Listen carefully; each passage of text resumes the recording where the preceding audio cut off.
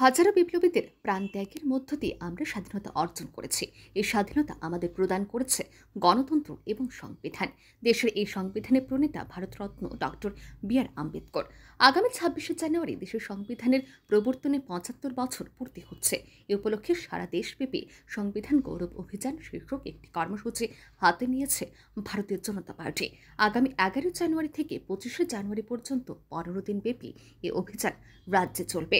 এই কর্মসূচিকে সফল করতে রাজ্যের অর্থমন্ত্রী প্রণজিৎ সিংহ রায়কে ইনচার্জ করে ৫ সদস্যের একটি কমিটি গঠন করা হয়েছে।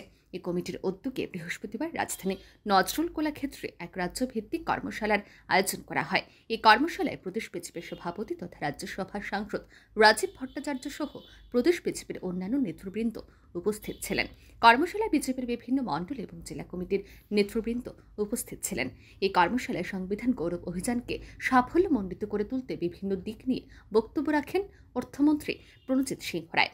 তিনি জানান, দলের কেন্দ্রীয় নেতৃবৃন্দের নির্দেশ অনুসারে রাজ্যেও আগামী ১১ থেকে ২৫শে জানুয়ারি বিভিন্ন প্রক্রিয়ার সংবিধান গৌরব অভিযান কর্মসূচি চলবে। তিনি জানান, এই কর্মসূচি সফল করার জন্য বিজেপির কেন্দ্রীয় নেতৃত্ব তাকে ইনচার্জ করে ৫ সদস্যের একটি কমিটি গঠন করেছে। এই কমিটির অন্যান্যরা হলেন বিপিন দেববর্মা, বিধায়ক পিনাকি দাস চৌধুরী, অজন্তা ভট্টাচার্য এবং সুনীত সরকার। তিনি জানান, অজন্তা ভট্টাচার্য মহিলাদের নিয়ে রাজ্যব্যাপী বিভিন্ন সেমিনার পরিচালনা করবেন। তপশিলি জাতির জনগণের মধ্যে প্রচার চালাবেন বিধায়ক পিনাকি দাস চৌধুরী। যুব সম্প্রদায়ের মধ্যে সংবিধান এবং সংবিধান প্রণেতাকে নিয়ে বিস্তারিত প্রচার চালাবেন বিপিন দেববর্মা এবং বুদ্ধিজীবীদের মধ্যে সংশ্লিষ্ট বিষয় নিয়ে প্রচার চালাবেন সুনীত সরকার। তিনি আরও জানান, ১১ জানুয়ারি প্রতিটি মণ্ডলে মণ্ডলে সংবিধান প্রণেতা বি.আর. আম্বেদকরের প্রতিকৃতিতে শ্রদ্ধা প্রদর্শন করার মধ্য দিয়ে এই কর্মসূচির শুরু হবে। ১৭ জানুয়ারি রাজ্যের বিজেপির ১০টি সাংগঠনিক জেলায় র্যালি করা হবে।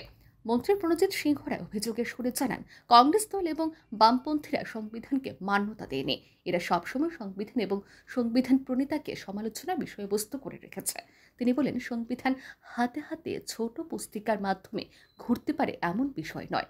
একে সঠিক মান্যতা না দিলে পরে রাষ্ট্র এগিয়ে যেতে পারবে না। যে বিশেষ করে কংগ্রেস দল এবং আমাদের রাজ্যেরও যারা বামপন্থী সংগঠন, তারা সবসময় এই সংবিধানের তারা মান্যতা দেখায়নি, বরং সংবিধানকে সবসময় তারা সমালোচনার একটা বিষয়বস্তু করে রেখেছে।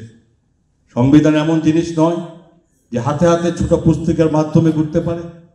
এই বিশাল এই সংবিধান রচয়িতা ডক্টর আম্বেদকর সাহেব, বাবা আম্বেদকর সাহেব করেছেন দীর্ঘ সময় নিয়ে প্রাজ্ঞতা, তিনি অভিজ্ঞতার মাধ্যমে করেছেন দেশের মানুষের জন্য। এবং এটাকে মান্যতা না দিলে রাষ্ট্র কখনো এগিয়ে যেতে পারে না।